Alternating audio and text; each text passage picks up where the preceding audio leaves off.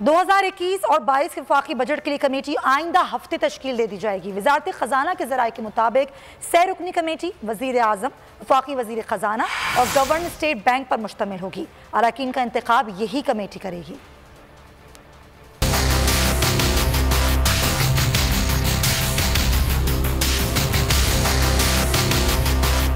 नया साल नया मिजानिया, बजट की तैयारी आइंदा हफ्ते बनेगी कमेटी।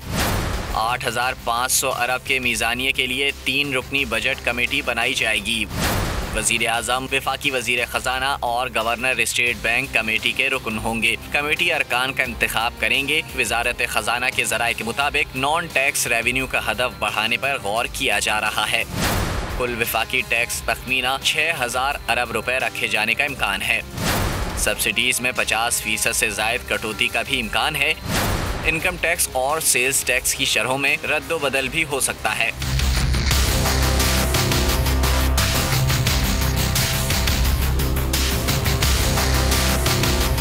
कस्टम ड्यूटी और फेडरल एक्साइज ड्यूटी के नए तरीक़ेकार को हतमी शक्ल मई के पहले हफ्ते में दी जाएगी।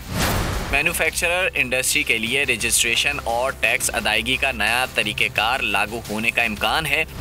एडवांस टैक्स का नया फार्मूला दिया जाएगा। टैक्स क्रेडिट के साथ मरबूत किया जाएगा।